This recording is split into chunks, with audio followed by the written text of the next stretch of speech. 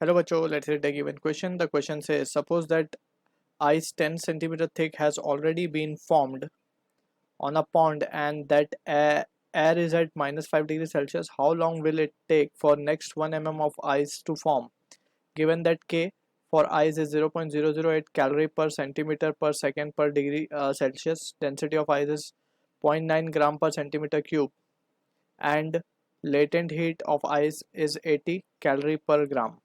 So to understand this question, we need to understand about the concept of thermal conduction.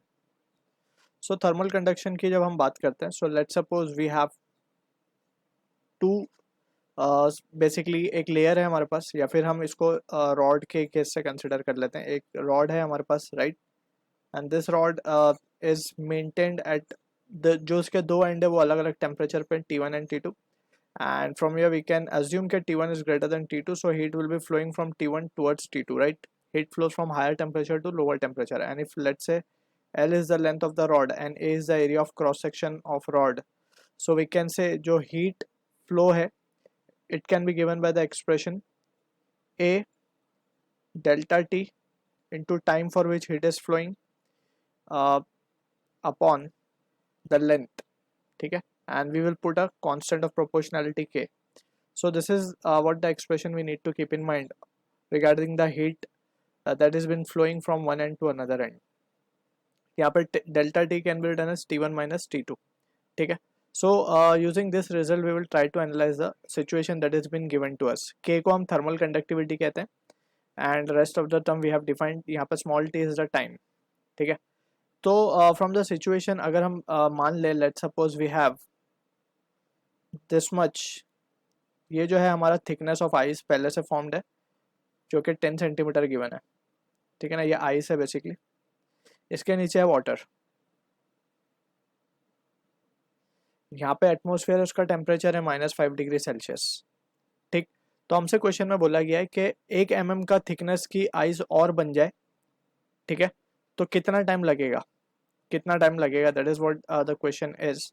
सो उसके लिए we need to understand कि यहाँ से जो है वाटर में से अगर हम हीट को एक्सट्रैक्ट कर लें, if heat is removed from water, so in that situation we can say कि यहाँ पे नीचे की तरफ आइस बनना स्टार्ट हो जाएगी.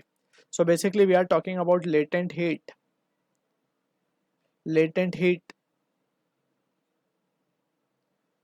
of fusion, right? तो कितनी हीट हमें इसमें से निकालनी पड़ेगी, the formula is Q equals to M into L, ठीक है. तो from here we can see कि जो situation that is been given, तो सबसे पहले तो हमें मास निकालना पड़ेगा उस 1 mm की आइस का, ठीक है ना. 1 mm आइस का जो लेयर फॉर्म होगा, लेट्स से ये 1 mm की लेयर फॉर्म हो रही है यहाँ पे, दिस इज, तो इसका जो मास है हमें वो निकालना पड़ेगा m. तो we can say mass can be written as density into volume. So density of ice is been given 0.9 gram per centimetre cube. Volume की अगर हम बात करें, so it can be written as area into the thickness 1 mm given है basically. तो from here we can say 0.9 into 1 mm को हम लिख सकते हैं 0.1 सेंटीमीटर, ठीक है, इंटू ए. तो यहाँ से रिजल्ट आएगा 0.09 इंटू ए, ठीक. तो this will be the mass we are getting. So ये हमें मास मिल गया. अब हमारे पास लेटेंट हीट भी है, तो कितनी हीट एक्सट्रैक्ट करनी पड़ेगी, that we can easily calculate.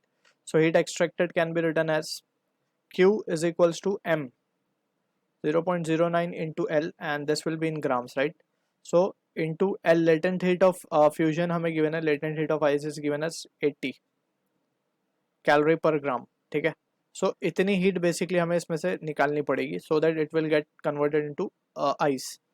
तो इसको अगर हम resolve करें, so it will be 0.9 into 8, that is 7.2 into A, it will be in calorie, ठीक है. तो इतनी heat we can remove so that it will get converted into the ice. अब हमें फाइंड करना है कि टाइम कितना लगेगा. सो यहाँ पे वी कैन सी कि इतनी हीट को यहाँ से फ्लो करके इतना डिस्टेंस ट्रेवल करके बाहर की तरफ जाना है, ठीक है ना। तो फ्रॉम दिस वी कैन से, क्योंकि नीचे का temperature higher compare to outer temperature, so heat will flow from high to low temperature, and using this we can use the this thermal conduction. So यहाँ पे हमें मिल चुका है Q 7.2 हमें मिल चुका है, 7.2 इंटू ए, एंड K की value हमें गिवन है 0.008. We are directly using this formula over here, and into temperature difference will be जो we can say 0 minus of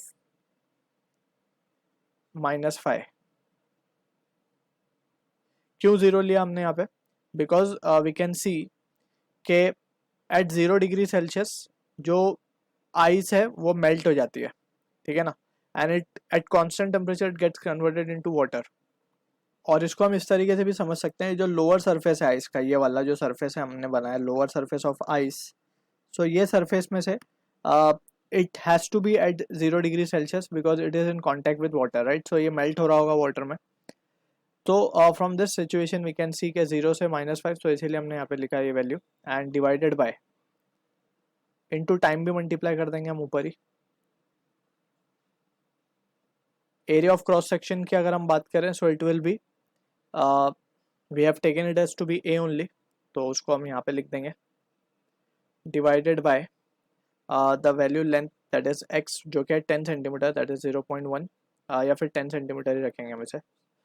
तो a और a तो कैंसिल हो गया यहाँ से, and from here we can say 72 divided by 0.008 into 5 will be giving us the value of time, ठीक है। तो from here we can say time comes out to be 1800 seconds, ठीक है। So this is the answer to the question we are getting. I hope you understood the solution. All the best.